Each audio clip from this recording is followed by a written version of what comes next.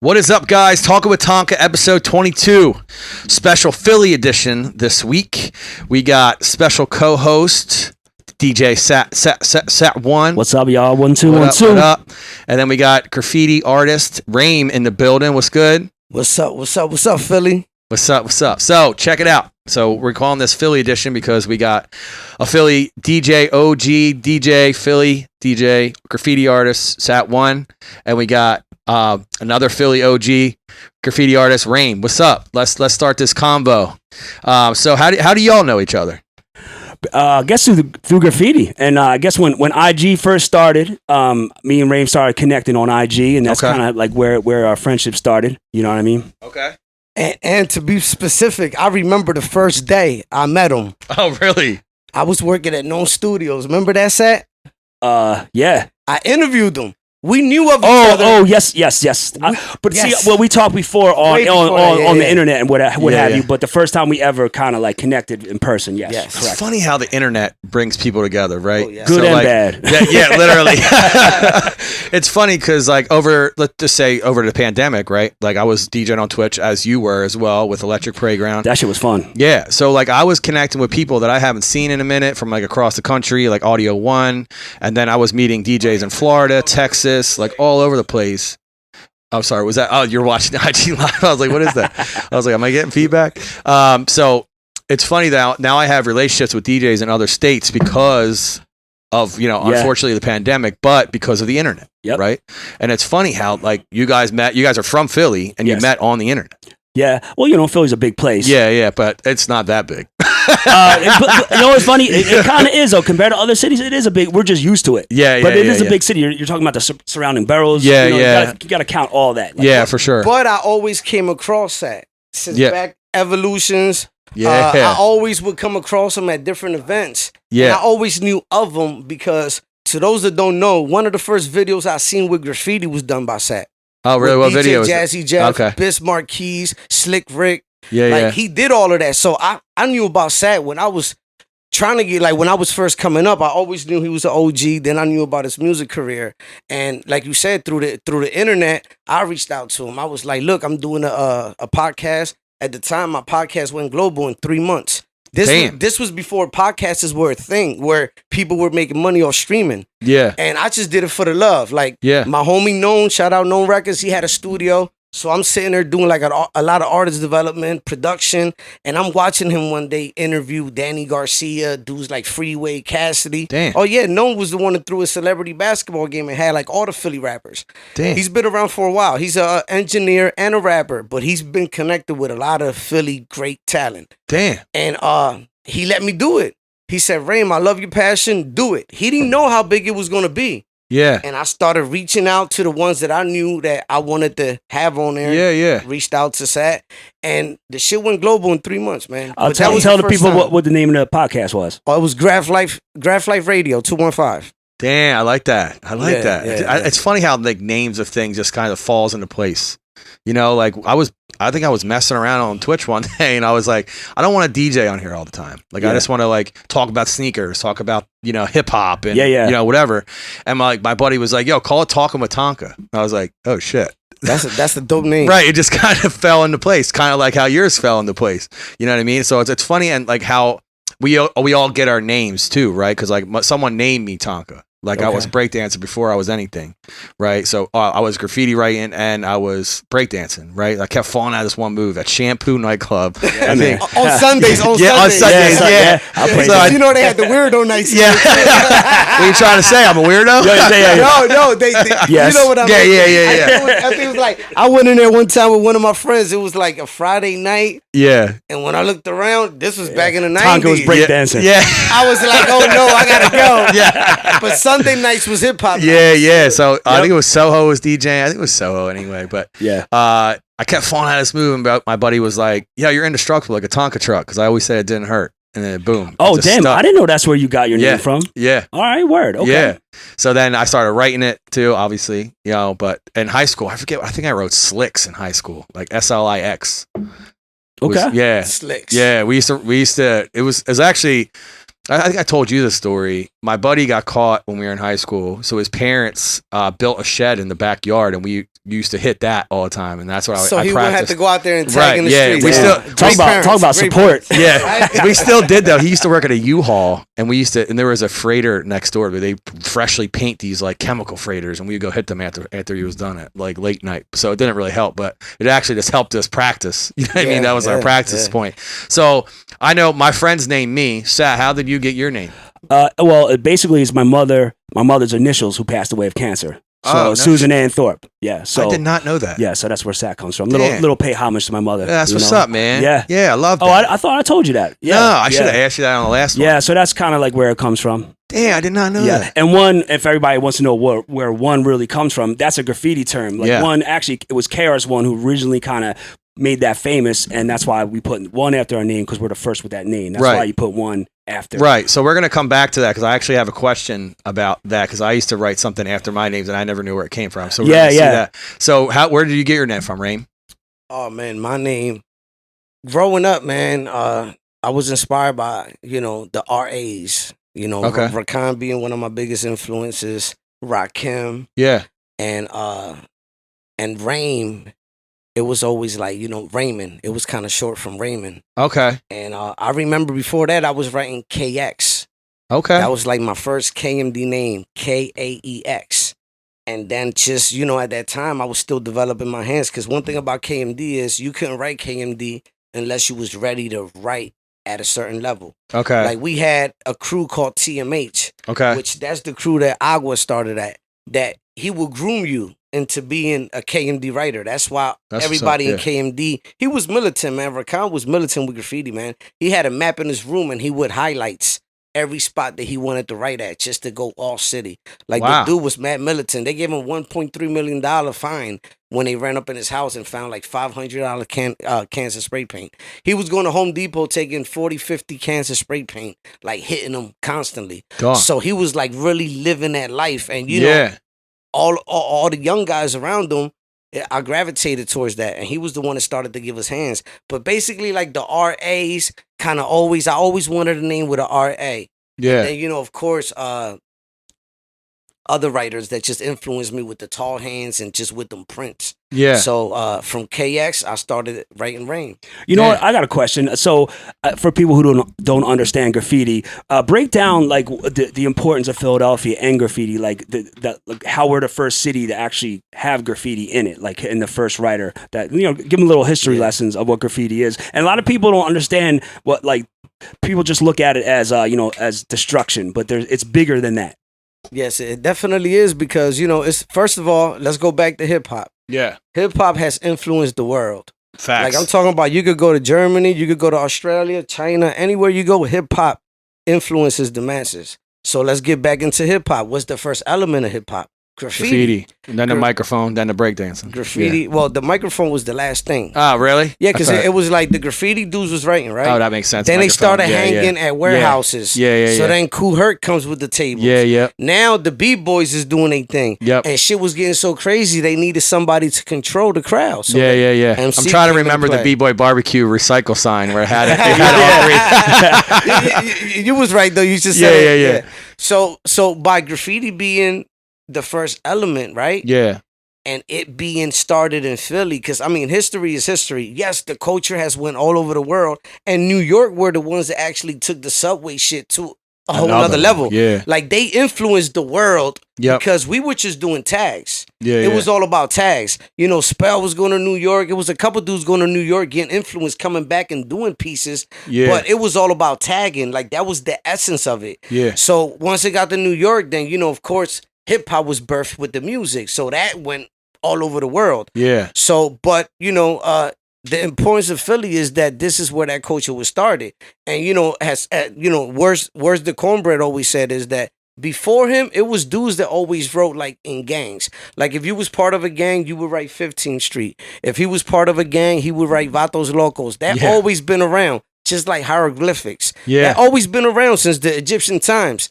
But graffiti is different because graffiti is the sole purpose of you taking one name and getting rep out of it. Yeah, Not just you writing, I'm from 2nd Street or, LA Gang Wars. That's what they did. So that's what, I've heard a lot of debates and the dudes from LA, they say, oh, we've been writing too, but it was gang gang related. tags. Yeah, like, yeah. So, you know, Cornbread was, you know, from my understanding, one of the first, because it was a few out of Philly. Yeah. It wasn't just Cornbread. It was a few that wrote at that time, but they wrote for the sole purpose of getting rep. I'll never forget the first time I saw one of Cornbread's things. I think it was in what breakdancing movie was that where they showed the train with his name on it?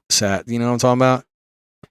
Wild Style? Yeah, it might have been Wild Style actually, where they showed like they were about to go into a club or something, and then Cornbread's train went by. I'm trying to think. I don't remember that movie. Probably Wild Style. It might have been Wild Style, but I don't think Cornbread was in Wild Style. That was in New York. It could have been Sly Artistic Masters. Yeah. Maybe, yeah, it could have been.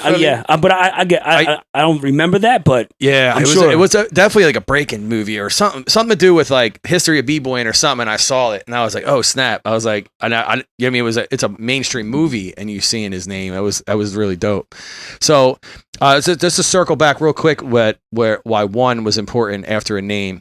I used to write isms after mine. You guys ever write something like that? Yeah, well, that's a graffiti term too. ISM. Yeah. Yes. So I never knew where that came from. I could tell you the history about that too. Yeah, I would love to hear that.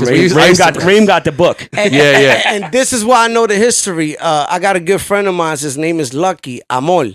He's like 70 years old. He was one of the first guys. He was from New York, right? And he was just crazy, man. Robbing stores when he was like 7, 8, racking paint, like, you know, crazy. So his mom sends him to Philly. So he comes to Philly, mind you, he comes from New York. They do pieces, and Philly is all hands. Yeah.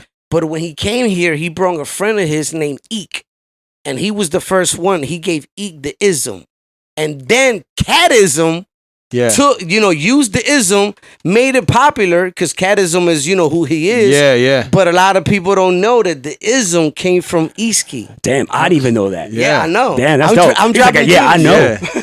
Yeah, so I just got this information about a month and a half ago. And that's the crazy thing about graffiti. It's so deep. The culture's so deep. The history's so deep. And it's still underground. A lot of people don't even know about it. It's still such an underground thing, even though it's been around since the 70s. Yeah. Even longer than that. And it's crazy that a lot of, I'm glad that now I think we're in that time where people are actually respecting what they see, because they're asking, artists to write on their restaurant walls and stuff like that. So like it's a really cool thing to see how it evolved, and it's much more appreciated as an art form. Graffiti's probably the last, I guess, hardcore art form to come out of America, to be honest. Like, what is more hardcore than that? You know what I mean? Yeah. Graffiti's like, it's illegal. You don't get paid. You don't get paid, and you're doing it for a code. You're doing it for so many different reasons, Right. You're risking your freedom. Your life. Yeah. Facts. A lot of us have wives.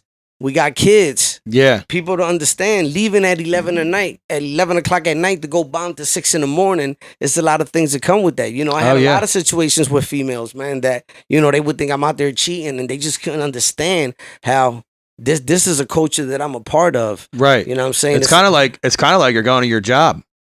I mean, it turns to a job when you're bombing hard and you're trying to get content. And then, it is a job. And when people start seeing your stuff all around, and that's why now that we're gonna jump into your clothing brand as well. But like when people start seeing your name all over the place, and they see it on a T-shirt, like, oh man, I seen that on the wall somewhere. I want to go cop that. Exactly. You know what I mean? Because there was a company I followed in high school, Wild Style Technicians out of California. Yes, yeah, I'm familiar. Yeah, so I used to wear their stuff all the time. Their stuff. No, I'm okay. Sorry.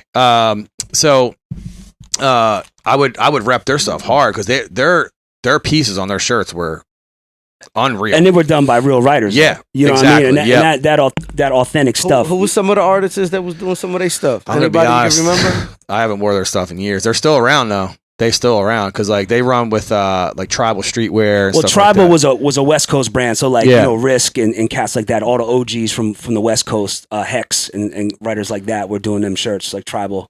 Stuff like that. So probably most likely LA writers. Yeah, because I know Tribal's still around. They actually popped up on my Instagram feed. Yeah, they're big in the tattoo world. That's like their thing now. Yeah, kind of cater to the tattoo artists and stuff like that. Yeah, they were real big into the b-boy scene. Like they were sponsoring battles and stuff like that. When I had my clothing store from Philadelphia, we used to sell Tribal and stuff like that. Oh, okay. Yeah. Oh, see, so that's like that totally makes sense. Your live go off? Well, it only goes on for what, like 45 minutes? Yeah, something like that. Well, we only been talking for 14, so. Oh yeah. Damn, I thought let me see. No, but because like it was funny, like growing up. But it definitely like when we were in the b-boy scene and stuff like that, because like Tribal really they really embraced the b-boy culture, and they really went after it. They were everything, selling head spin hats. I mean, you could even see that. old pictures of like Biggie wearing tribal and con art. Oh, really? Con art's another brand from out there. Damn, yeah, that's what's up. So Yeah.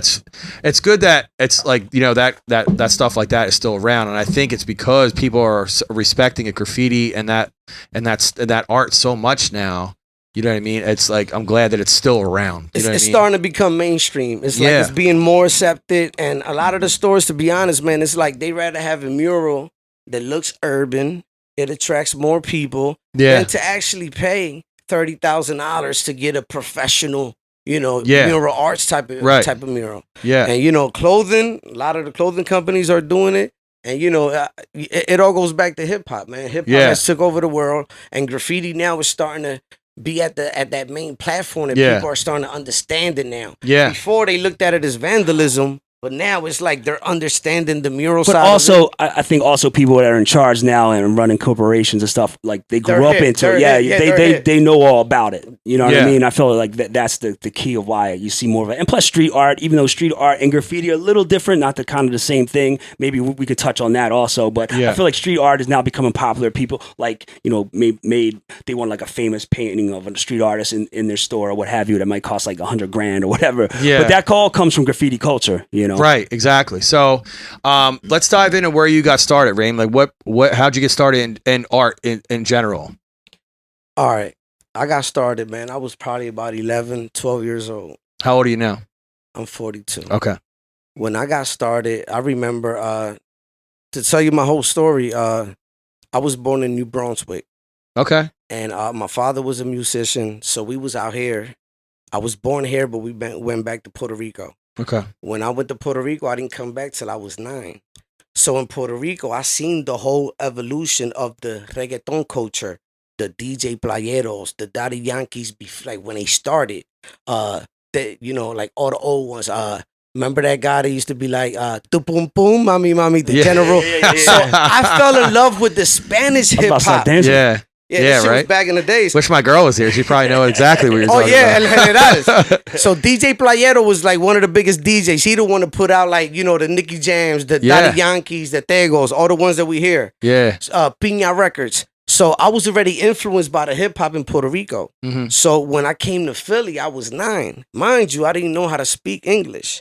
So that was something that I had to learn. Yeah. So I come here and always fell in love with hip hop. So now I'm listening to Rakim and Kool G Rap and, you know, the Furious 5 and all these guys, KRS-One. Yeah. I used to listen to KRS-One heavy and started to get influenced by it. Okay.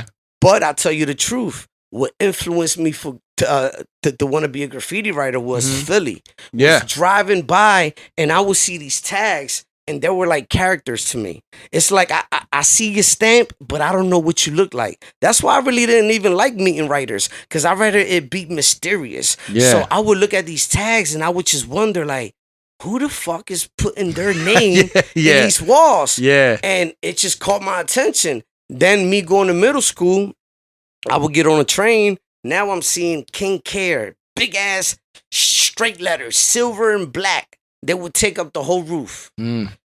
Then a little bit before that, I seen a little bit of Easy, a little bit of Car. Of course, Praise, Sat, Credit. Like, you know, them guys was like heavy. Sat has one of the most infamous stories in the game that we could talk about it if he's down to talk about it. That story, listen, we gonna that story.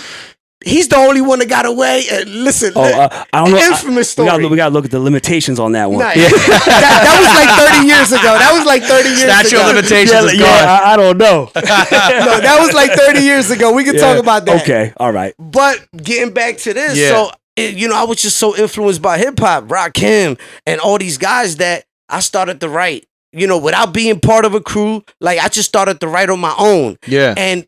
You know, in the neighborhood, you know, all the writers could relate to this. When you start writing in your neighborhood, you know, take a couple tasks, because that's where you at. Start right across the street from your house, right, Tat? Don't do that one. So you start writing in your neighborhood, and then when I started to get a little, you know, known, I started like my own little crew, which was Straight Bombing Philly, SBP. You know, me, Reek, AP, Spade. It was a few of us.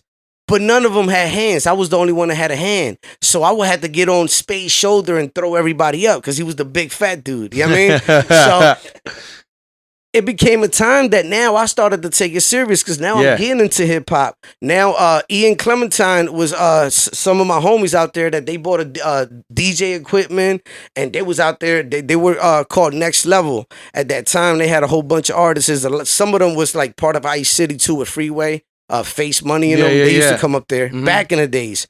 So I started to get influenced by it. So I started to take it serious. And at that time, in my whole neighborhood, the only crew that was really like serious like was KMD.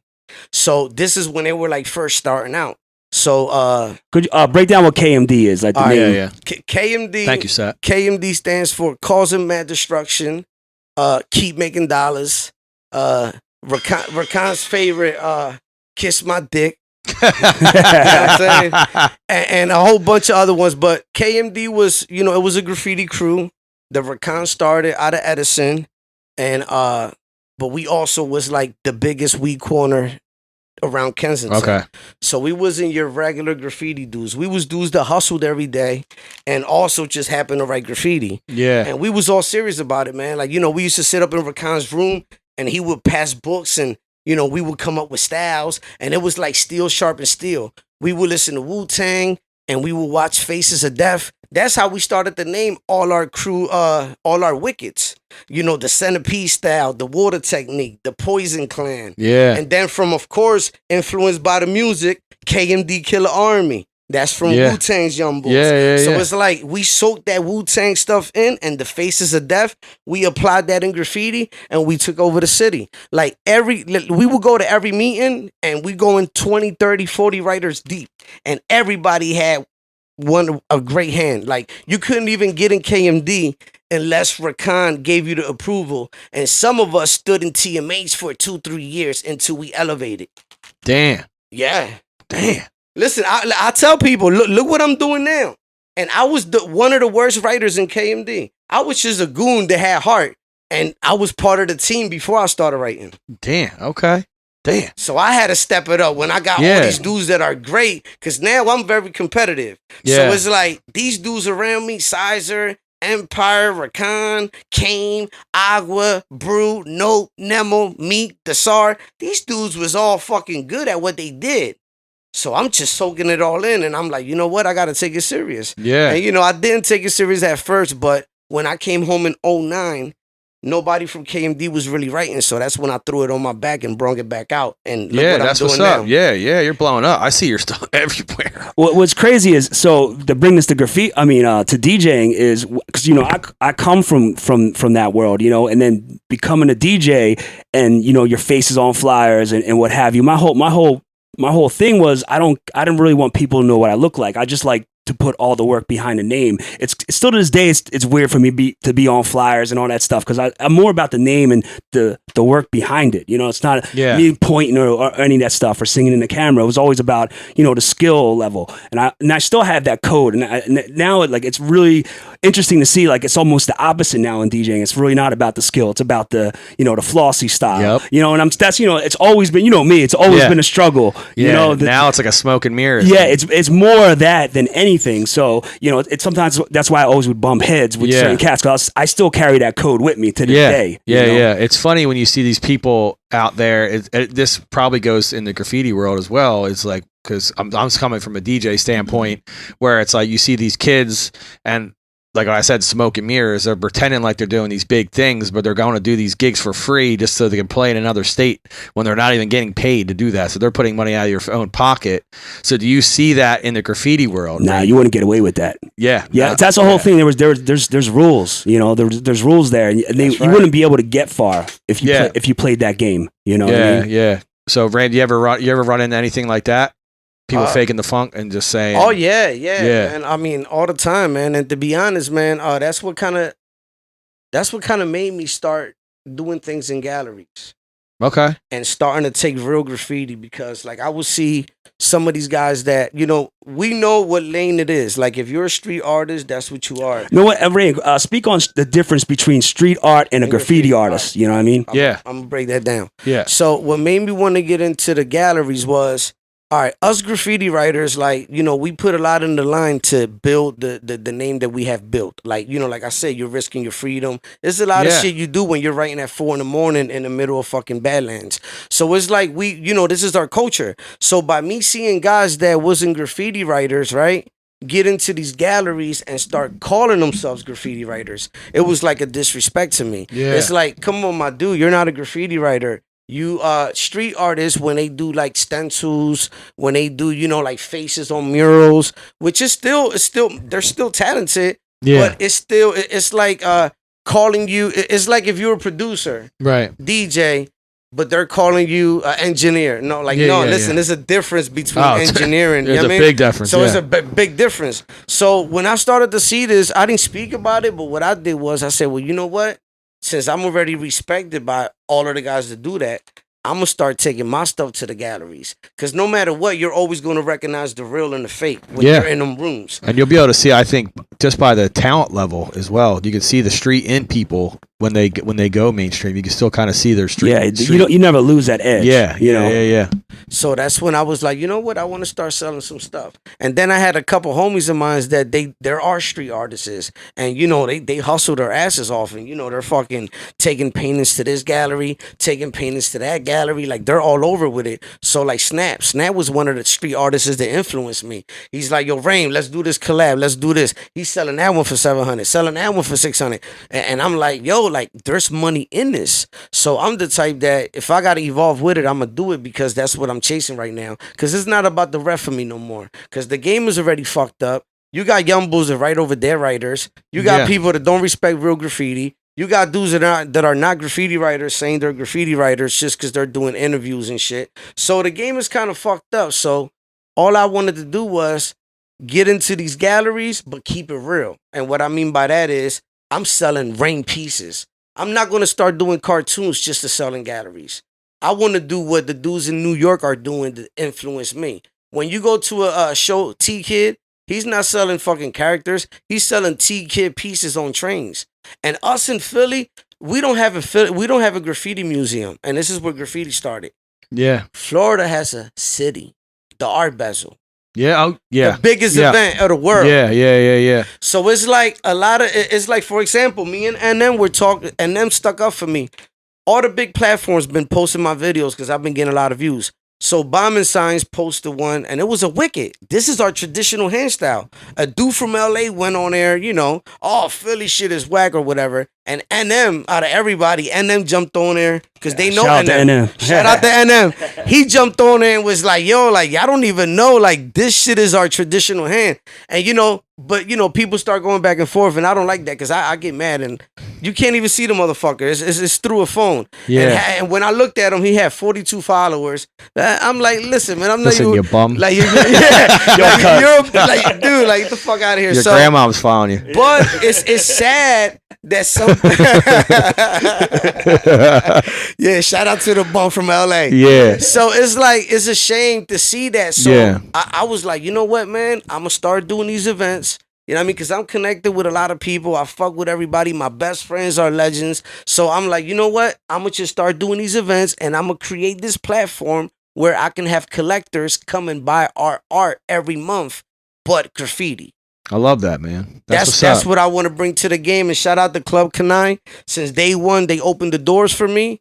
And, you know, they everything we do is 50-50. Real I mean, respect, real. It sound like. Exactly, man. Yeah. We get half of everything, man. And you know, That's I got what's a lot up. of love for them, and you know, they got a podcast room, they got a studio, so it's like they're doing a lot of stuff now. Yeah. So July 22nd, I got Cornbread. He's gonna be there signing books and Yeah, selling yeah. art.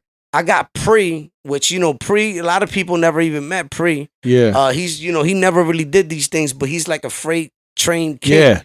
Then I got this couple that they actually came from Colombia 2 years ago, and the shit that they're doing, you seen their shit, right, Sam? Yeah, real dope. I'm saying Sayoka, was telling me he wanted to talk to you. He want to paint. Nice. So I'm saying Sayoka, I got YNK, ABC, myself, and then I got Jay Ortiz from Art from the Heart. Okay. He's coming to do body art. That's a Saturday, right? Saturday. Then I got the Art Bully. Can't forget the Art Bully. Yeah. He just did a collab with Foot Locker. This kid is doing amazing things. Is that what you posted on your story the other day? Yeah, man. And there's a couple more artists I haven't posted yet. We're just doing more videos. Yeah. But this lineup, to be honest, man, like, I truly believe that the reason why they're doing this is because they all respect me as a writer. Because you couldn't get these guys in the same room for free. Is this a day event? From 7 to 12. Damn, I got work. Of course. Yeah, me too. Well, you're a DJ. Oh, listen, all my homies got to work. Yeah. What's funny? I know it's gonna go completely off topic, but like family weddings I can't even go to because I'm working. So it's like, it's funny how like we're all doing our thing, we're all working, we're all doing our things, but like sometimes our schedule just like we can't go support a friend. And right now you got to be on your grind, especially in the DJ world. You got to winter's be coming. grinding. Yeah, it's coming. It's gonna be a cold one. Yeah, it's gonna be cold, and it's gonna be So what goes on in the winter for you then? Are you still going out 11 to 6 a.m.? Listen, man, I'm what they call a snow goon. Oh, you out there. In the wintertime is when I really write. Because in the wintertime ain't nobody out. In the wintertime, you could do the pieces on the highways. In the wintertime, you could do so much without people being out. You must have loved COVID. You could be on 76 bombing that shit. The only thing I didn't do, you know what I wanted to do that I didn't do? Because when all that shit was going on, I was like, I was just falling back. I didn't want to be part of that shit. But when all the riots was going on, I seen people like painting in front of cops. Yeah, it was wild. Like it was crazy. I saw Elmo painting. The Elmo painting. Yeah, I didn't see that. Oh no, dude was dressed up as Elmo. He's painting. Is that the dude that goes around with the marching band? I think it is, man. But I saw pictures of him like doing tags and stuff. Yeah, I was good like, for him. All right, Elmo. Elmo out here. He ain't tickle me no more. It's paint me.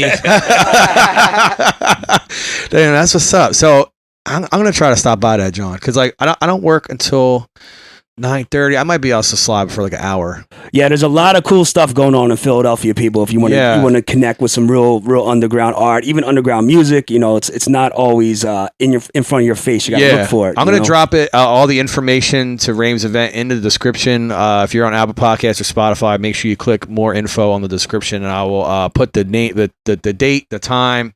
Do they have an Instagram page as well? For the event, whoever's throwing the event. For the event, the event is July 22nd. Yeah, it's at Club Canai at CLUBCANNAI. And it's me and my homie Beware Farms Philly. Beware Farms _Philly. And it's just me and him. We partnered up, man, and we're gonna do it. We're gonna make it happen. All right, that's what's up. And then I'll also try to. I think I can put.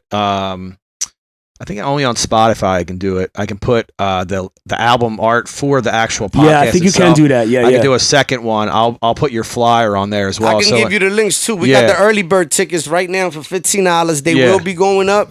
And at the door, man, last year it was just so crowded that, you know what I'm saying? So that's why I tell people, man, get the $15 ticket. Yeah. As soon as you walk in, you get I'll tell you what, I'm going to buy one even if I can't make it. Listen, that's support. Yeah. That's support, man. You know what's funny? There's not enough of that in this world, right? There's not enough people supporting their friends doing anything, and that's a shame. Because I think back in the day, I think we all were helping each other, lift each other up, and I feel like this day and age, people are more selfish now. Yeah, it's different. It's definitely different. The code is definitely different. Yeah, no doubt about it. Yeah, but the ones like us that are solid, we still got to keep doing it because that's what keeps me in this room. Show and prove. That's if I would have let that stop me, man. Listen, I helped the dude get a record deal, and he left me behind. So I already know how that shit goes. I can't tell you how many times I help somebody out and they burn me. I mean, that's the only way. But that's how you learn. Yeah. And then guess what? Some of them things be tests that God puts you in. Yeah. It's a test. You pass it and then you get bigger blessings. Yeah. Now I'm happy at doing what I'm doing, and that situation ain't work out anyway. So yeah. At the end of the day, it's like it's karma, you know? Yeah, real shit. So let's touch more on the graffiti world in Philadelphia. Is there a code that you follow? Is there anywhere you won't tag? Yes. Yes. Okay. Sad, you can start it off. You know, definitely no schools. Yeah. No houses. Yeah. You know, of course, no cars. No garages. Mainly, yeah, no garages. Yeah. Like anything that somebody actually owns, somebody's work truck, stuff like that. Mainly stuff that's like public, like what we own, what we pay taxes on. Yeah, because that's what our code was in high school. No churches, No schools. churches. No animals. Yes. Yeah. No old ladies. I can't say no statues. Yeah. I mean, I did tag a bum once. but the rules that really get deep are like the rules in the community of writers. Yeah. Which is you don't write over dead writers. If a writer's a legend and he passed away, Yeah. you do not go. I think over there's his still name. pieces up in Bucks County from this kid that passed away. I went to high school with. I want to say it's SO he used to write. Okay. Uh, ESOE? No, ESO. Oh, ESO. He was super sick, dude. Like, and he passed away 7-8 years ago. We used to go right out front of Ox Valley Mall. We used to park in this industrial complex and walk through the train tracks, and we used to just lay up all these walls. We just hit them, and he still has pieces up there from that people won't write over. Well, that's cool. That's Oh, respect. yeah, that's respect. Yeah, that's and respect. he was a super talented kid too. Like he was even good in school too. He was just like I think he just got in. I think he got into drugs. And, I mean, that's a downfall of a lot of great artists. You know? yeah, it's a shame. I lost a lot of friends that way. Yeah, same. It's I hate to go down that sad hole, but rest in peace, praise, man. Yeah, you know, one praise. of the great ones. But going back to the rules, one of the biggest rules that I always followed, and the OGs always taught me was you got to put work out in the streets. Like you got to bomb in the streets before you even try to go in the tunnels, because the tunnels is like the Philly. Museum. Like you go down there and see tags from the 60s. That's where our culture is at. So me coming up with and real quick, the tunnels. Explain what the tunnels are. The tunnels is where all the trains run. The Broad Street tunnels. It takes you to City Hall all the way up to Fern Rock. Then you got the 69th Street Market L, which that's like one of the most famous ones for the rooftops. The Broad Street is all underground. You got to go underground. The Market L line, it goes underground, but after 2nd Street, it comes up. That's where the rooftops start. Yeah. Okay.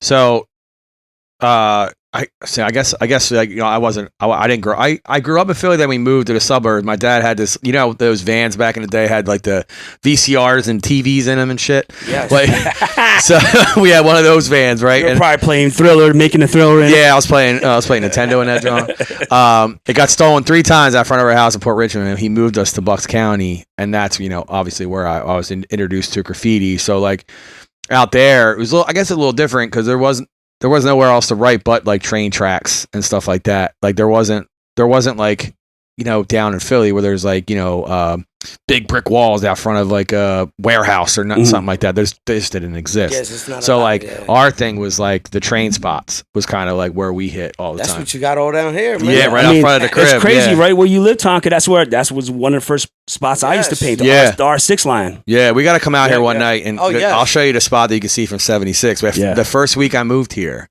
I put Tonka real big on the wall. It was awful. It was like probably the worst thing I ever did because I was doing it with like Walmart paint. It was terrible, and I didn't size it right in my head. I did the outline one day and I filled it the next night because it was so big. It was like I should have used a roller. I wasn't really thinking, and I'll show you guys. I'll show you guys where it is. It's literally even with the foliage growing up, like growing out in the summertime, you can still see it. That's dope. And it's like a mile down the train tracks. There's a lot of dope graffiti was done on this line. Yeah, a lot of dope graffiti, and they don't buff it too. It takes a while to get buffed around here. Well, the money. Yeah. Because like down by the train station itself, that's a popular wall down there. I see. Yeah. And the one coming down my street is pretty. That one dude, I think he hits it all the time. Dude, Cease, he hit that one pretty big. Because there's a spot in the wintertime, that whole wall you can see from 76. Yep. So like wintertime, that whole wall is done. I see this one is all buff. They must have got this one. The one from Main Street? Yeah. Yeah. That one gets buffed a lot. I think CVS complains. They got one of the best train yards right around the corner, man. Oh, really? Where all the layups come through. Oh, I didn't know that. Yeah. Yeah, when I was growing up, my buddy, like I said, he worked at U-Haul, and like all the chemical freighters that would come up, they would freshly paint them black, and the next day they'd be done. They'd be toast. Everybody in my high school would hit those. I mean, and now is this thing that when you paint freights, yeah, you cannot paint the ones that have holes in them, because those are the ones that are carrying cars. So basically, you get the yard hot talking about rules. Yeah. So for an example, if you want to paint a freight, right, and you go to the yard and you see a freight that has all the holes, if you paint it, since it has the holes, the paint is going to paint the cars in the inside. And dumb companies are the ones that will put pressure on the yard. And then guess what? Now you got Amtrak police parked in front of the trains. And they're finding out who you are. You're probably paying for the. I mean, a lot of the times they don't find who you are. Yeah. But it gets the yard hot. Oh, yeah. Like now, nobody can paint it. This yard around the corner has been painted, like dudes been painting it for a while. Since the 90s. And they keep that code, man. You know, a lot of dudes got smacked with bottles for breaking them codes. Yeah, and you know, the code, a lot of graffiti beef, man. Yeah, because it can start with something as small as graffiti. Yeah, but then it gets to a disrespect, and then that's where the line draws. Now it's not about the graffiti. It's not about the tag on the wall no more. Now it's about the respect, and that's why a lot of dudes, got hurt. And like, it's like a passing. Like 30th Street Station, you see all like the dope pieces out there. Then you see some, stupid kid probably coming around and like writing some, like just putting an X on it or something stupid. Yep. And I hate that, man. It's like you see in this talented, somebody actually took time and you could tell it took like a couple hours. You know what it also could be? Could be also the workers on the line. I didn't think about that. Or the guys that gotta like buff it. Or it could be some beef you don't even know he had. Could be an ex-girlfriend. Yeah. Shit like that. You know what I mean? There's usually a story behind most exes. That would piss me off to no end. Yeah. Because I don't know a lot of like the guys that I'm seeing all the time. Like I think it's Kaz, K-A-Z. Oh yeah. Like so he does. He's doing a lot of big shit in the highways. Big, and like when I'm looking at it, like the fill lines are crazy. It's like all seamless. I'm like, this bull out here like for a couple hours. It's we're bombing all night, man. We start 11, 12. And we not done to 6. Yeah. The writers that are bombing. And I can tell by the type of styles that they're doing and how big they going that they're stepping out there with 40, 50 cans and they're doing, 6, 7 big spots a night. Yeah. That's wild, man. And like if I put my time into it like that and then someone some young kid try to prove himself or something like that comes over and disrespects my shit, I'll be like, I'd be mad. Oh yeah, man. I'd be heated. Yeah, like I just spent 4 hours on this, John, and you're gonna come by and just throw some Walmart paint across it. Like disrespect. I mean that's what got me the name Rambo. Oh really? Oh yeah. Rest in peace, man. But yeah, man. And the shit is that they do test you. Yep. Yeah. And then you gotta step up. And that's one thing about graffiti. How do you retaliate in graffiti? It's usually fights. You fight them. We never if somebody went over you, you had to handle it. And if you didn't, you'd be a punk. And that's but nowadays with camera phones and stuff, has that changed at all? No, now you get recorded getting smacked. I love that answer. Oh yeah. Because it's that's funny. Gonna be the next wave, right? And like you go over me, I'm gonna smack you, record you, and get 100,000 views. Yeah. On some real shit, that's how people stop going over you because like, okay, if I go over a homeboy, he's gonna probably come after me, and I'm gonna have to handle that. You know what I mean? Yeah. So if you back in the day, that's how it was. You know what I mean? Yeah. Like, and that's what One and Rame came from. He handled it. You know what I mean? So that's kind of like oh damn, yeah, I like that. Rame. Rame. No, that's how it was. Start bringing Rame to my gigs. Yeah.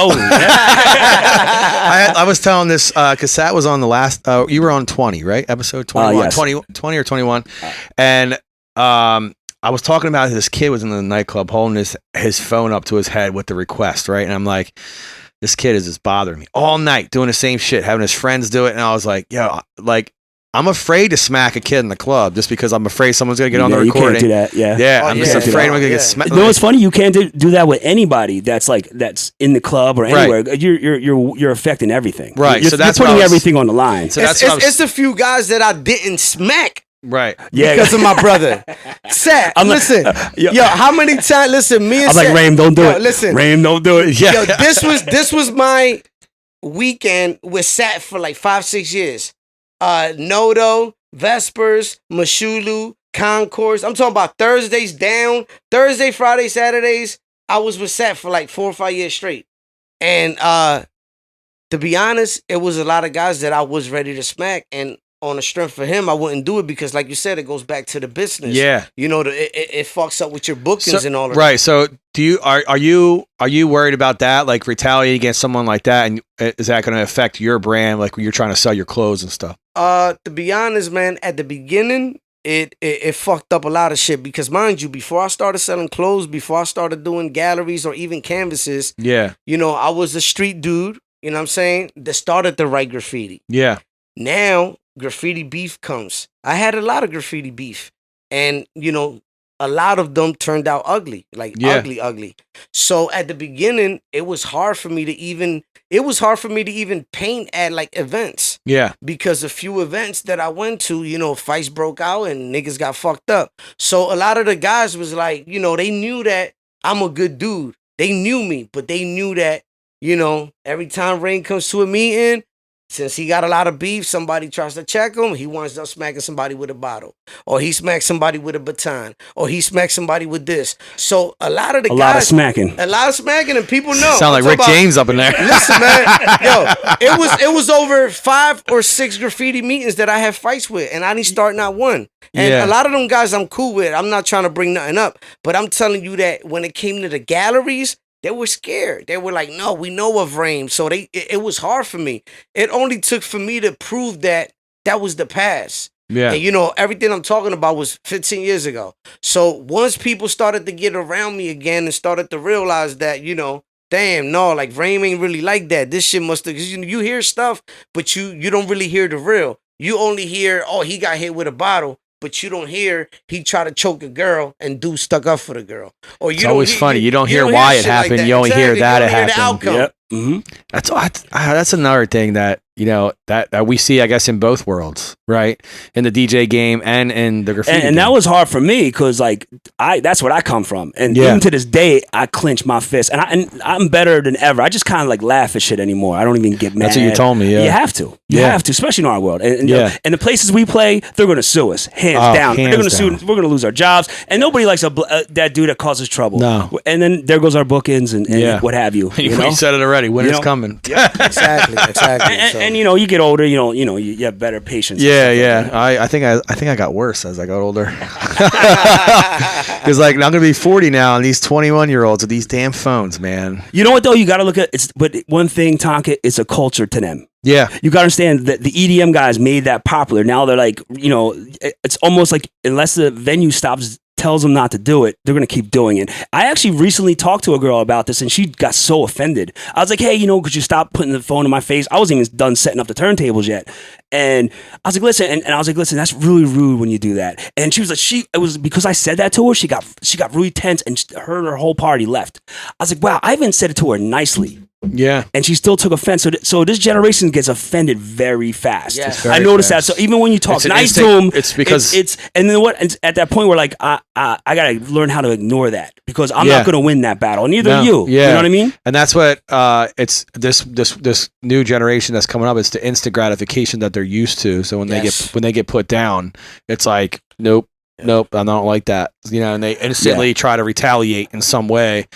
I've gotten into a couple altercations with people because of that, and it sucks because, you know, I'm about to be 40, so we're all technically, besides that, around the same age. Hey. So it's like I think from, you know, our generation coming up, it wasn't about the instant gratification. It was about working to get the gratification. You know what it was? It was about the craft, and I feel like the craft is totally lacking right now in a lot of aspects of what I do. And I also think like DJing has now became something totally different than what I got into it for. And I'm just at the end of the day, I like to work and I still like to play. So like, okay, these are the new rules. I got to deal with the chick with the phone. But I'll tell you what, I'd rather have the phone now than the drunk in my ear. Could you play this jam? Yeah, you know what I mean? So I look at the good and bad of that, the pros and cons. Like, you know what? At least they're not in my ear all drunk like they used to be. Right. Okay.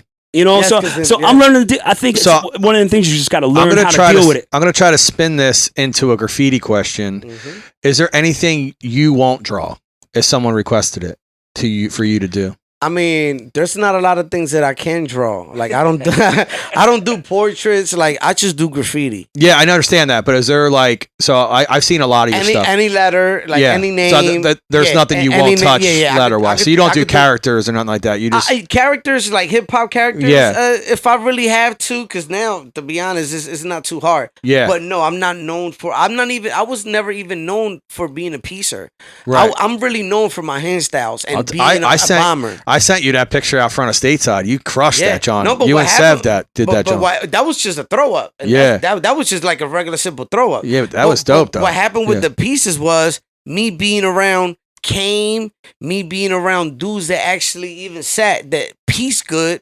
Mind you, all right, I'm a hand styler as they call it. Yeah. I got probably one of the cleanest tall hands in the city. It's legible. Very My legible. wickets are everybody tells me my hands are. I mastered that. Yeah. So after I mastered that, I wanted to start doing other things because my peers were doing other things. And so then I started to do throw ups.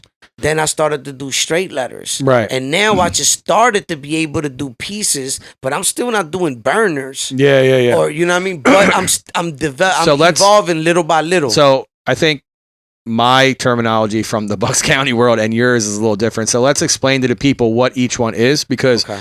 I thought by looking at the one you did with Sev on Hancock Street was a piece, because where I'm from, no. That was on Hancock. That was at the Wall District event. Yeah. No, that's a piece. That's a piece. The green okay. one. The yeah. green. No, Yep. yeah. Yep. No, yep. I thought you was talking about. Tonka, you were right. Yeah, I was Yeah, right. you were right. You were Thank right. God. I'm not a poser. No. You're right. You're absolutely right. That was a green piece that I did. Yeah, It was yep. Busta, I got a whole- me, I took a- Brain. I It took was a like portrait 10 of of that, us there. John. It was like 10 of us there. Yeah, I took a panoramic of you and that whole wall. That whole wall That's a came out piece. really sick, because That's a piece. That's a yearly thing, right? They redo that wall every year. Yeah. Theory Gallery, they do Yeah. that like every year. I did an event with them a few months prior to that, and I sold a couple pieces there. Yeah. And he called me up for this one, and he was like, "Yo, I really need you to paint." And I really didn't want to do it for certain reasons because I knew the lineup. Yeah. And Yeah. I'm like, I really don't want to go, but I'm like, you know what? I already told him I would do it, and since he sold some art for me, I went and I did it. Yeah. It's And, dope. It's dope. It and came I out did a really new dope. style that I never did before. It was like a brand new sketch. Oh, bet. Because now I'm actually starting to practice pieces. Yeah. Do you feel like that sells better? I feel as though that when you evolve as an artist and you do different things and you get in different circles, it's Right. better for your brand. Okay. I could be known for being one of the best hand stylers, right? People could know me for bombing. Right. But at the end of the day, if you evolve, you'll be able to make more money. Because Right. obviously you'll be able to graduate to doing murals It's and other the same things. thing with DJing. If you don't But evolve with the music, you ain't gonna get But big. then again, you can still be a bomber like Shaka from LA Mm-hmm. and do a simple Shaka tag on an I-95 sign and get $2,500 for it. Damn.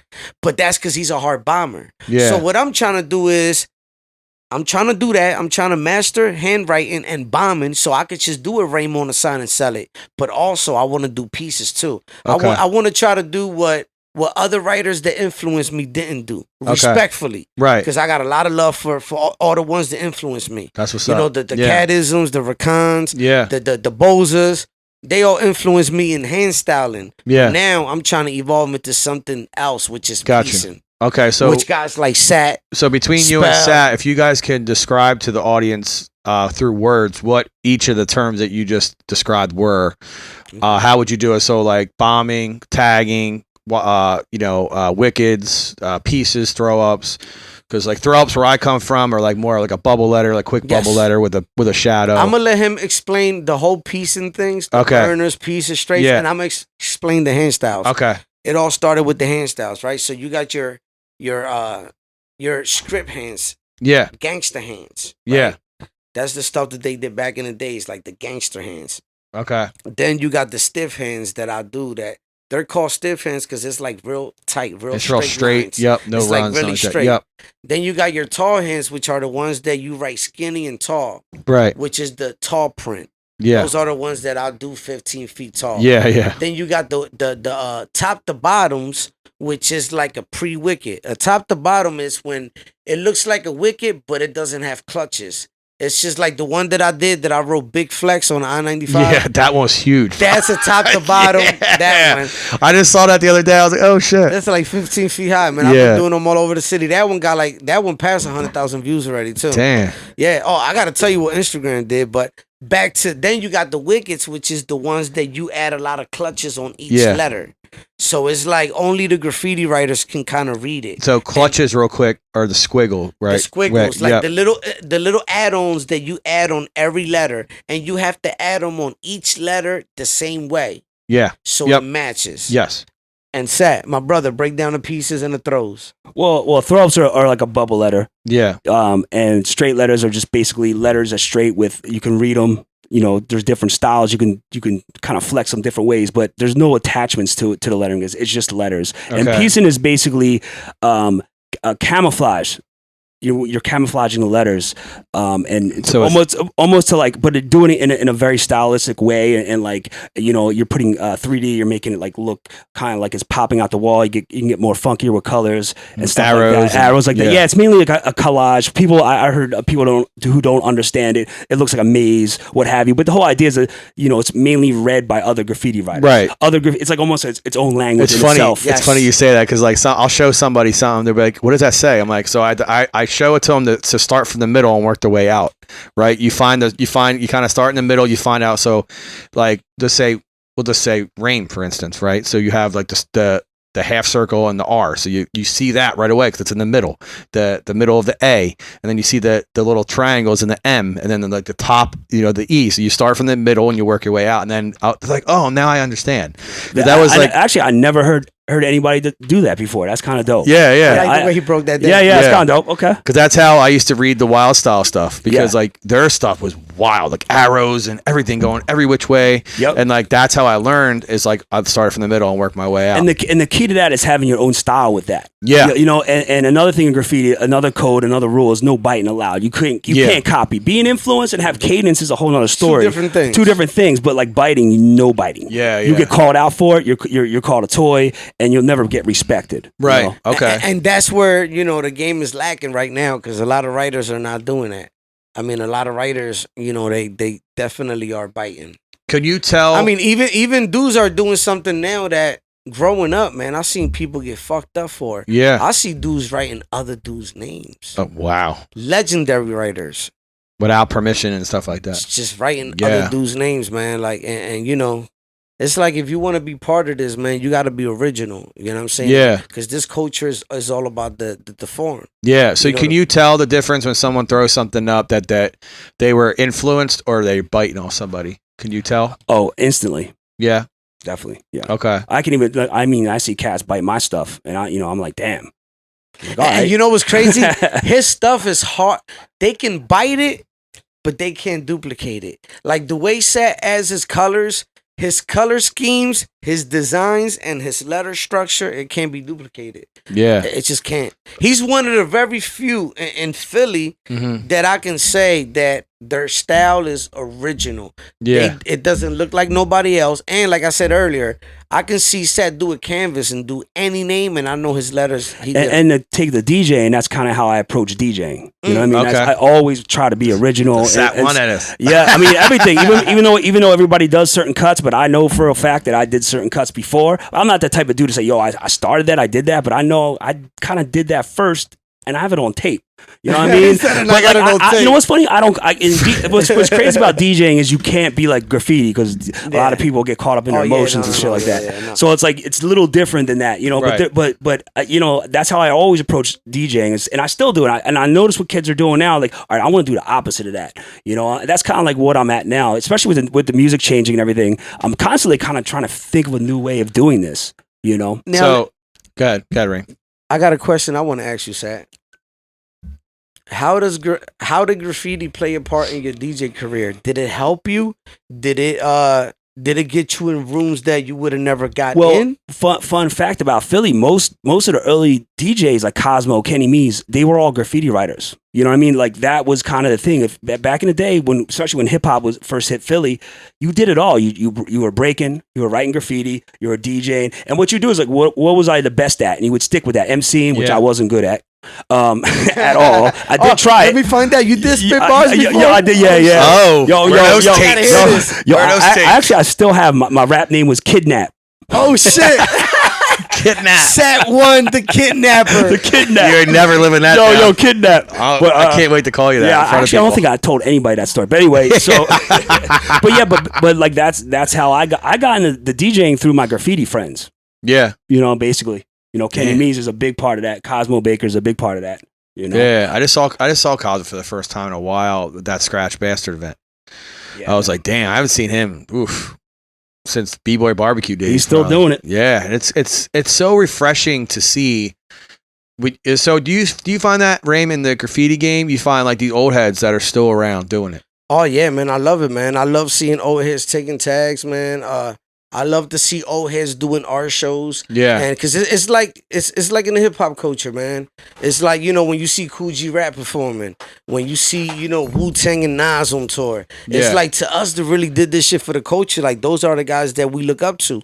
So when it comes to graffiti, man, like I love to see the old heads doing their thing. And Yeah. what's crazy about it is that, in Philly, the older guys are the ones that are really respected, man. Yeah. I'm saying, like, you could have 1,000 colors and you could do all of this, and if you don't got the decades we got in the game, like, you know what I'm saying, like, people respect the ones that been around for a And long also time. the ones who do it correctly. And the ones that follow the code. Yeah. And because you got a lot of up and coming writers that they go by them rules. Those are the ones that us old heads embrace. Yeah, and that's where I fall in some arguments. I wouldn't say arguments, but talks with other younger DJs about certain things that's happening now that I'm not really cool with. And it's like, but then it's almost like, oh, you're not catching up with the technology or what have you. But nah, but that's still kind of breaking the rules of why this thing started. There's still a culture.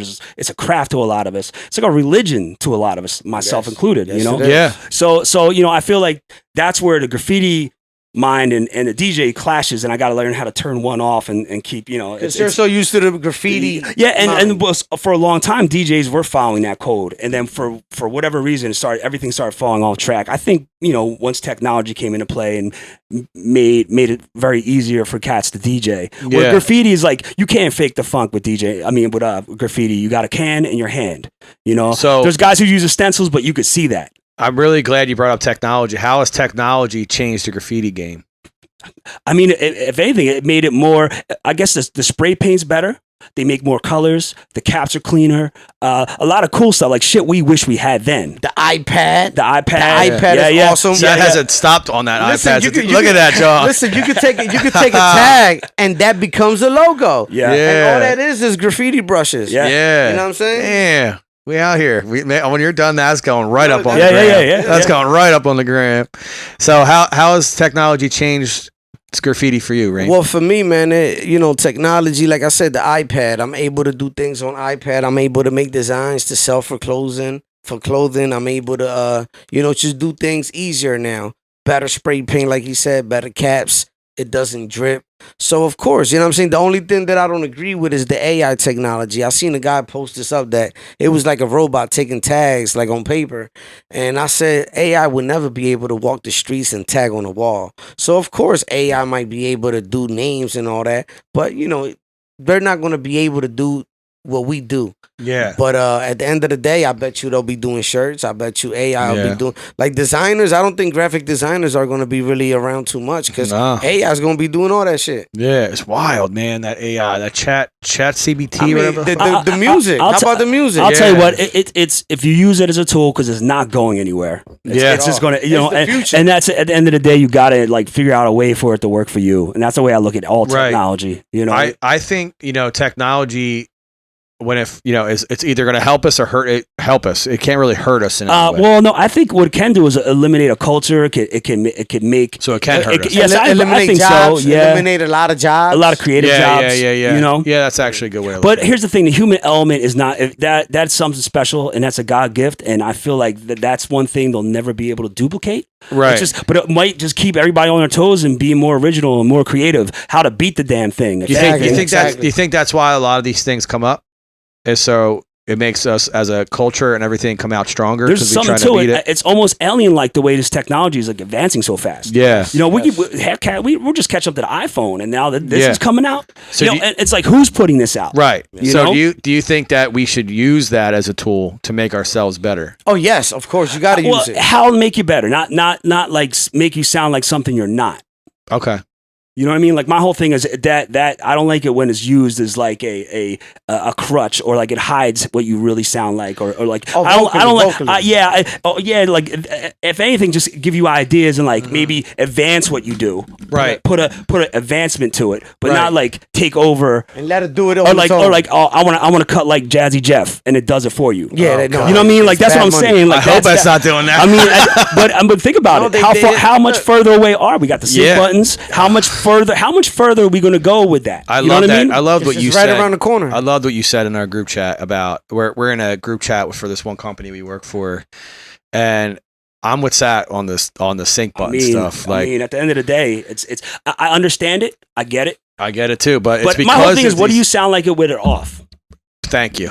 You know, We'll leave it at that. But not even that. I'll get crazy with it. Like, what do you sound like without Serato? Can you mix Yeah. a record with your ears, not your eyes? Yeah. And that's where I come up. And like to me, if like you're true, what you really truly sound like as a DJ is if you don't have them two things, a sync button and Serato. Yeah. What do you sound like on two records? Yep. Are you? And that's not even old. And a lot of people are like creativity and all that stuff. But what is more creative than grabbing two vinyl records and figuring out a way to blend them together? Like that to me is That's more how it creative. started. More creative Yeah. than pushing a button or having a computer match the beat for you. Right.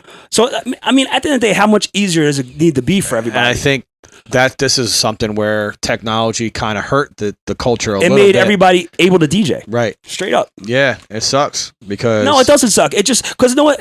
I at the end of the day, This guy and his lies, bro. that's Rainbow Rame. But I mean, I know it's a conversation, you know, and I understand it's not going anywhere. I understand that, but I don't like the defense of it. Okay. I know why you guys use it. So use it. Don't say use, guys. Yeah, 'Cause I don't. Well, I'm just saying. I understand, but like, don't justify it to me because it's not going to make sense to me. It's just I'm like, it's just still Just keep it real, and that's it. Don't bring it up. And Don't- respect the yeah, real don't- ones right. that do Don't- what they do. Yep. Yeah, don't Yep. argue something that like I spent since I was 16 years old. Exactly. Yeah, you're not learning going to how win that do it. battle. Yeah, exactly. So So, is that's there my only anything thing. you can put that with graffiti? Right. So if someone uses something as a crutch to get by. I mean, not really, man. Because in graffiti, the supplies that we're getting, that like the new technology, it's like you can't fake it. If you don't have a hand, I don't care how fat the cap is. If you don't know how to write, you're not going to be able to write with a fat cap. Yeah, yeah. You know what I'm saying? So in graffiti, it's different, like he said, because you really you could tell the talent of a graffiti writer, whether Right. they're tagging or piecing. So you can have 20 Montana cans. If you don't know how to tag, if you don't know how to do look like pieces, trash. it's gonna look like shit. Yeah. So at the end of the day, you know what I'm saying? But I just want to let everybody know, July 22nd, Yeah, plug it. Beware of Rain Part 2, Kanai Club, Beware Farms Philly. I got Cornbread, Pre, Amse, Sayoka, YNK, ABC, The Art Bully, Oh, Snap YNK. Cracker. Yes, YNK's in the building. He's he did- last year's champion. He just did a bunch of stuff for my buddies. Nutrition store. Pain Gains or something like that. Right? Philly Gains Philly and Gains, Alpha yes. Flight Yes, Alpha that's- Flight Fitness. He did a bunch of stuff. So it's gonna be a dope event, man. So make sure you get your early bird tickets. Follow me at _Rame_215. The link is in the bio. It's $15 a and ticket. then I'll put everything in the description, both on Apple Podcasts and Spotify for you, with all the information to the event. So let's switch gears to what you're doing with clothes now. Oh yeah, well with the clothes, man, it started like this, right? Instagram took my main account for different reasons, right? Yeah. Violating community guidelines. So when they took my account, the same way a rapper expresses himself through music and writes about shit that they going through, I'm tagging that night. So I'm mad. So I just did a wicked, which expresses my anger. When I'm angry, I want to do wickets. If I just got some pussy, I might do a colorful throwaway. You know what I'm saying? Damn. So now we know. Now we know. I'm gonna comment that on your next video. If I want to get laid last night. yes. If I want to stun on somebody next to me, then I'll do a tall hand because my tall hands are just too tight. So it's like competition in a way. So Back to the question. What was it again? Yes. I kind of went the wrong way. So what you're doing with clothes, Instagram with clothes clothes. account. Yeah. So that night I did a wicket and I wrote "fuck Instagram. I'm a legend in my hood." Yo, Seb put that on a shirt. Check this out. Yeah. That was mine. I wrote that. Yeah. So I wrote that punchline. After I wrote the punchline, we posted it. All the big platforms picked it up. Bet. Spray Planet, they got 500,000 followers. Bombing Sons, like everybody picked it up. Then me and Seb did a collab post. He had like 80,000 followers. So the fucking shit took off so much that I said, listen, we got to put this on a shirt. And we put it on a shirt. I sold 50 shirts. And it started going more in a matter of 4 days. Damn. Then after that, I printed a couple more, sold a few more. And then after that, that was kind of like the end of that collab. And then I went and I did this one, which is the City of Brotherly Slugs. And this one it has a little bit of my styles. Like the other one was just, a punchline, but a lot of people gravitated to it because it's dope. Fuck Instagram, I'm a legend in my hood. So it was just like a dope slang. But this one is more like of me. Yeah, It's my styles, my tall hand, my pieces. Is that a heat press joint? Well, this is direct to film. Direct to garment, DTG. No. No? DTG is the one that goes straight to the shirt. Oh, This okay. one is direct to film. It's DTG. It lays it in a clear, like a clear plastic. Yeah. And then from that clear plastic, then you press it into your shirt. Oh, okay. So these are DTF, but I am going to be doing DTG. I'm going to do DTG hoodies. In the summer, I'm going to just do DTFs. Yeah. What? So, is there a way people can purchase this shirt online? They could go, not online. I sell them myself through Instagram for now, Okay. but they could just go right on my Instagram, RamboRame_215. Yeah, because that's dope. I want to grab one of those. Oh, yeah, for definitely, sure. man. Yeah, What's your size? Oh, nowadays it's probably XL now. I got an XL in the car. It's all right, Yeah. man. I got an XL It's all in right. the car. Summertime, Tonka. Yeah, it's funny, man. I got an XL in the car. He used to call me Fat Tonka, and now I was No, Skinny Tonka. I didn't call you. Yeah. I called you. You called me Fat Tonka. Did I bro. really? Did I really? Yeah. Now he calls me Skinny Tonka. Oh, now I'm like, I didn't call you fat though, did I? yeah. Well, I got skinny. You said, well, I only knew Fat Tonka. He would say. Yeah. Well, I didn't call you Fat Tonka. No. In my head, I was calling you Fat Tonka. Yeah. No, I'm kidding. And now it's funny. Now I'm into weightlifting. Oh, I and noticed, stuff man. You like look that. good. Thank You look you, good. man. Thank you. Oh, no, So yeah, now I'm into weightlifting, and now I'm like, I went from a large to extra large. It sucks. Yeah, man. And it makes me feel like I'm fat again. But yeah, I'm definitely gonna cop. But can you still make the other ones or no? No, those I kind of like, we sold what we sold and that's it. Yeah, Those- damn. I would love to have cop that joint. I might bring them back.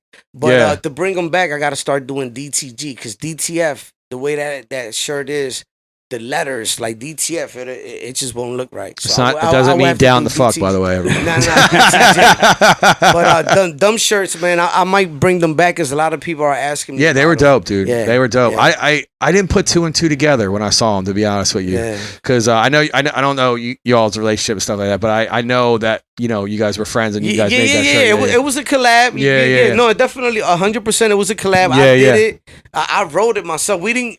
It was naturally. We didn't say, "Yo, let's go right and do a shirt." It happened so organically. That's I why love it did when so stuff well. happens like that. Yeah, that's why it went so It's the well. best stuff. We're out there painting. Yeah. I'm mad because Instagram took my account. I have no Instagram, so I'm taking tags and Is that still up somewhere on the wall? Oh Somewhere? yeah, it's still up. Where's Still it up. at? Last time I seen it is on 5th and Glenwood. Okay. Yes. You in the hood there? So Yeah. it was just so dope that Yeah. it was like I was expressing myself. Yeah. And people felt that because everybody knew Instagram took my account. Yeah. And then now my new account is up to 8,600 followers. Damn. And they took my last account at 7.5. Damn. So, but when I started building this one, it was a backup account. I had it at 2,800. So in a matter of 2 months, I went from 2,800 to 8,300. People found Rambo, baby. Yeah, man. This ain't the first. This ain't first blood. So it took me a while. I just broke 10. I'm at 10. Yeah, snap. There you go. It took Come me a on, minute. man. It took me a minute. Yeah, Yeah. I feel like I No, feel but like you a know bum. why though? That's because Sat was never really into it. Yeah. If he would have been doing that, listen, I remember going to Vespers and we wouldn't even record. Yeah. Like I remember Joey Guns and them would come around and Sat would be like, "No, put the phones down." Like we would not record. It's Yeah. just it was kind of whack to Yeah, us. I feel whack. I only You know got what's funny? 4.6. No, what's funny? I always thought it was just weird to see dudes in the booth with phones. And you see where Yeah, we're yeah, at now. yeah. Like it's listen, but that was in the beginning. Though. I noticed one Yeah. thing. There's a club hiring, right? Yep. and they specifically wrote for you to be a girl, a bottle girl, or a host, Yeah. you have to be a marketer. You have to Yeah. know how to use your social media. So they'll hire the girls, but they better know how to. So I got a thing too. So this goes to you too, Tonka. Like, what do you think? I think are people sick of it now? Because I'm noticing that like certain things that used to be, certain guys used to be really popular, and now you're starting to see them fade off because everybody's kind of doing that guerrilla style marketing. Right. Like, is it because everybody's doing it? So it's like, Yeah. what is the next thing if everybody's doing it? Like, now what's the next step? You know, after what's been going on for like the past like maybe 5 years. Yeah, yeah. Like, what is the next thing that's going to catch people's attention? Like, what? Like, it's almost at the point where like, I'm starting to see it. Girls DJing in thongs. Yeah, he ain't wrong. well, so that's I'm it. seeing a lot so of so Dan females. Tonka, you're right on track with getting in the shape like you are. Yeah.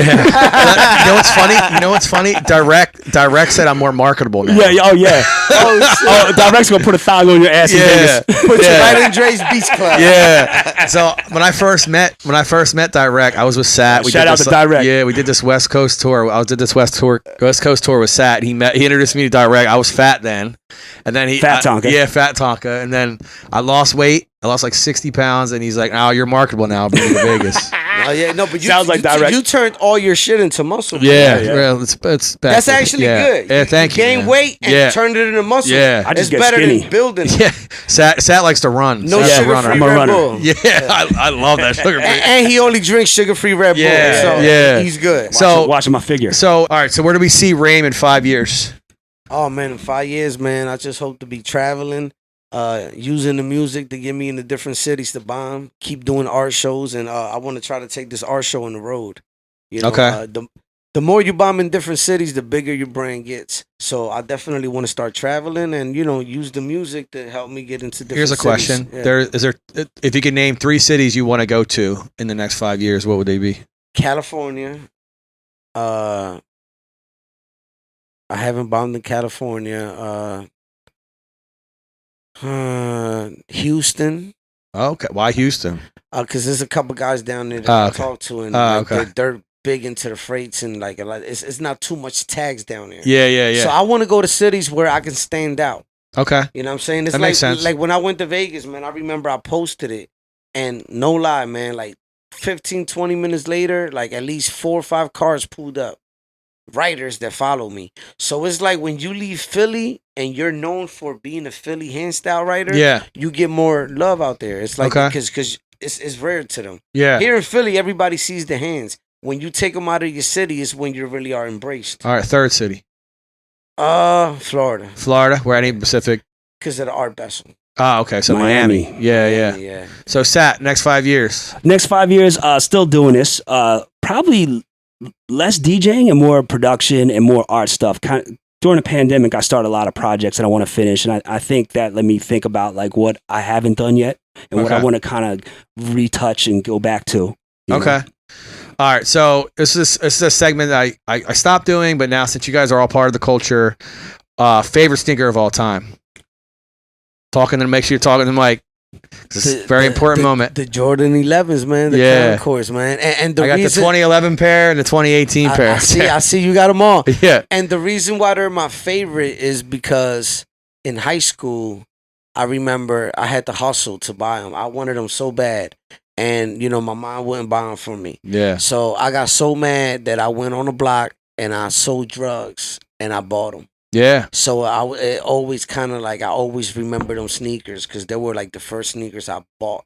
That Yeah. I wanted That on you my wanted own. and you Because bought. my dad would buy me everything, but that Yeah. time, you're not getting them. And it Yeah. got me so mad that that's what kind of started me to hustle. Yeah. Sat. My Air Max 95s, man. Yeah. Can't go wrong with them. That's 95s were such a big shoe. That was too. that changed the game. That no Literally. sneaker looked like that. Or Nah, felt like multiple air bubbles. You got Yo, one of them crazy. here? 95s I don't have. Yeah, on the wall. and they rock. You can rock them with anything. Yeah. Kind of like a shell toe. Yeah. You know? Okay. So growing up, what were you wearing? Growing up, B-boy. B-boy, definitely suede Pumas, Yeah. Diodoras, Yeah. Yeah. Lottos, Yeah. Yeah. Yeah. Filas. You know what I mean? Stuff like that. The basic B-boy Yeah, shoe. yeah, yeah. Shell toes. I was rocking Filas, Yeah. British Knights. Yo, BK. When I was young. I saw a picture of me and my brother at Disneyland or Disney World, wherever one was in With a pair of Florida. BKs But we both had matching BKs on. How about the white and blacks with the big ass tongue. rocking the 8-ball jacket? Oh wow, jeez. Oh, British Knights. They came back for a little bit. I want to say like 3 summers ago. They came back. Yeah, a new They company came- bought them and tried to put them Yeah, back they out. tried, but they Yeah, failed yeah. really you know, miserably. that's So you said you were from 1 to 9 in Puerto Rico? Yes, I was born in New Brunswick. Yeah. Then went back to Puerto Rico because I was just born because my family was out here. Yeah. And when I went back to Puerto Rico, I stood there till I was 9. How was it? And What was life like in man, Puerto Rico? Puerto Rico was it was traumatizing. Oh wow. Okay. Yeah, traumatizing. I mean, you know, of course, there's a lot of beaches, beautiful beaches. You go to San Juan, the capital. It's beautiful beaches everywhere, beautiful rivers. Yeah. But me living in the projects where my father was a drug dealer, over there in Puerto Rico, it's not like here in Philly that you can sell drugs there, he can sell drugs there, and he can sell drugs in that corner, and everybody eats. Over there, one project, one owner. That's just how it goes. So what they do is you'll have the person to have the corner until they kill him. And then when they kill him, another family will take it over. And this is a revolving door. Like, this is a cycle. So when I was over there, we had to leave because of my father. He was into that. And the thing about Puerto Rico is that it wasn't as many cops as here. Yeah. Like here, the cops run, you know, the city in a way. Like, you can have a shootout and they'll be here in 10 minutes, 15 minutes. In Puerto Rico, man, in them projects, they don't come to 45 minutes later. And when they do come, they got to bring national guards because the dudes in the project shoot at cops. Darn. In Puerto Rico, if you ever want, look at the news. Like, when they murder people, it's 50 shots, 70 shots. They shoot with extenders. Clips, yeah. And you could get an AK in Puerto Rico for $200. So imagine the projects, right? People being a little bit poor, no cops. The people that control the projects are the people that control the projects. Yeah. So it's basically war with different projects. And basically another family trying to take out this family. And that's how they open shop in Puerto Rico. This ain't a movie either. No, this is real. And everybody that's Puerto Rican have been there. There's a part that my mom was from. It's called La Perla. Yeah. If you could be a tourist or you could be from out there. If you go down this hill, you got to flash the lights. If you don't flash the lights, you get shot by the time you get to the bottom. And ask any Puerto Rican that knows this. Everybody that goes there, that's the one spot they'll tell you not to go. Don't go into La Perla. Yeah. Because that's where they kill you and they throw you right over. It's like right over the edge where El Morro's at. And it's water where that's where the sharks is at.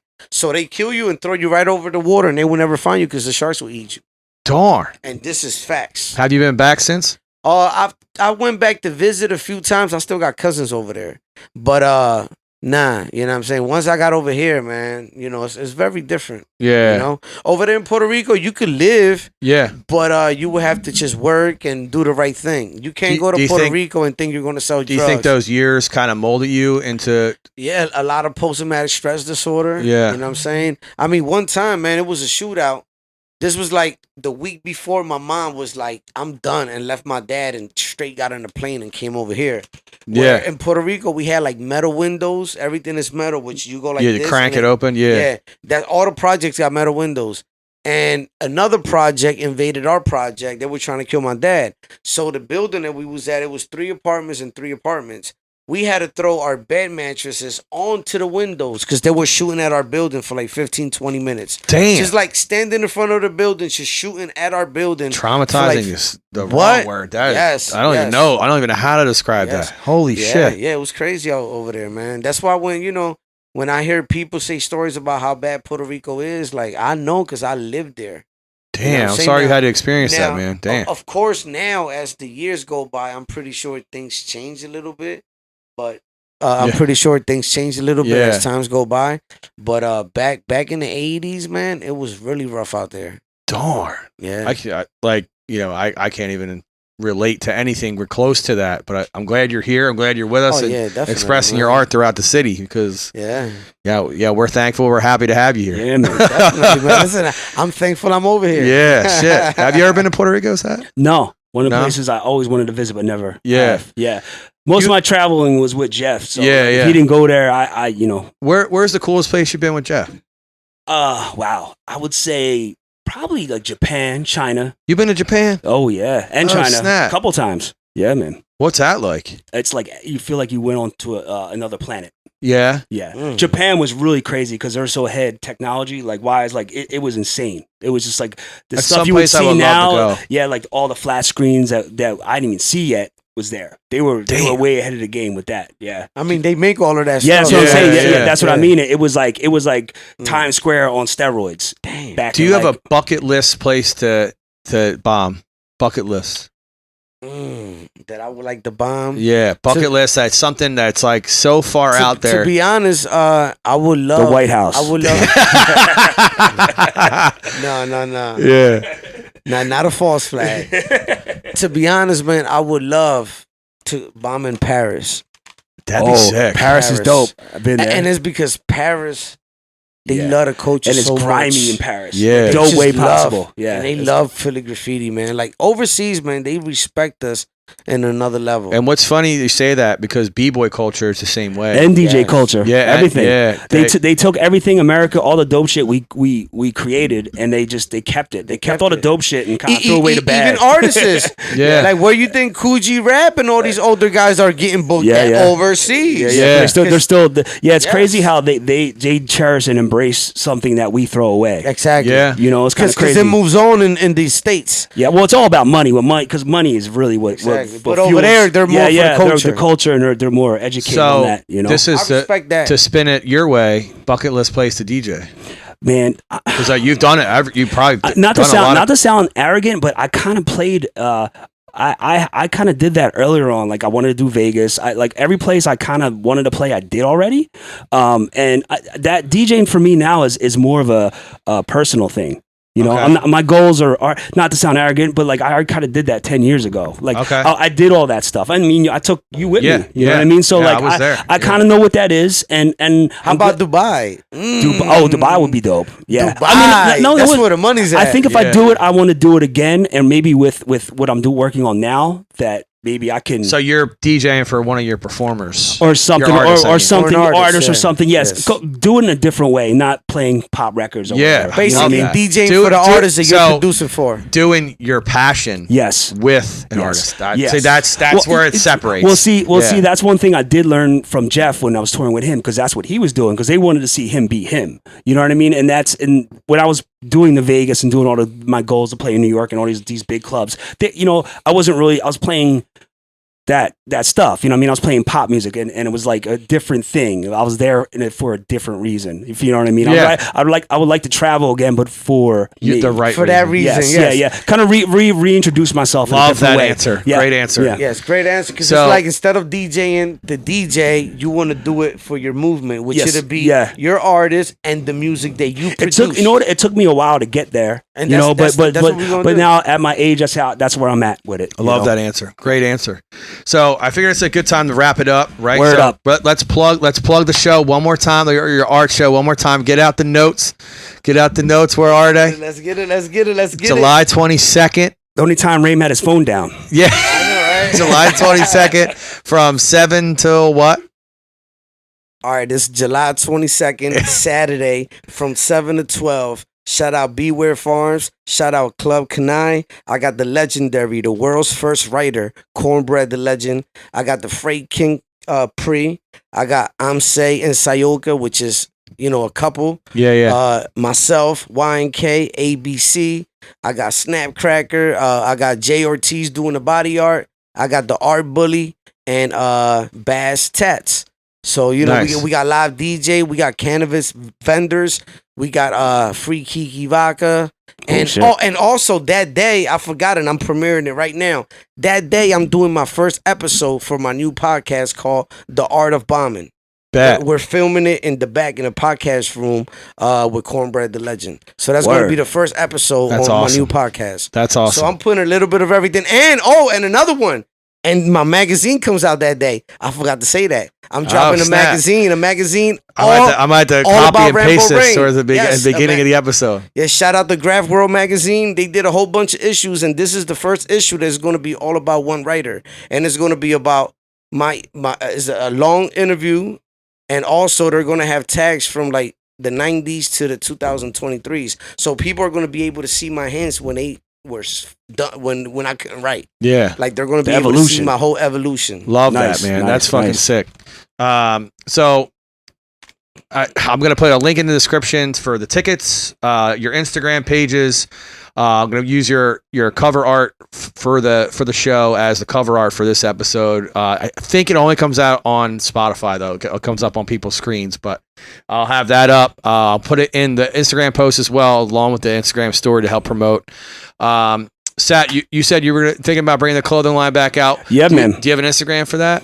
Yeah, we have Birds and Robots on Okay. Instagram. That's the name. And big up Tonka for doing something different and bringing something I'm sure a lot of your listeners haven't been accustomed to or Yeah. learned about. This is, part of the culture. That's what I'm trying to do, man. Tonka's repping the culture. I'm feeling that. You know what I mean? I'm trying to. That's one thing about this podcast is it's not about just DJing or music. I want to, because I have had artists on, I've had fashion people on. I'm really That's trying good. to bring people that can experience the things we get to experience on a daily basis. And Philadelphia's a beautiful city, and there's so much to offer. So much. So I appreciate you guys all having everybody's Instagram handles and all their info is going to be in the description. Thank you all for tuning in again to episode 22 of Talking with Tonka.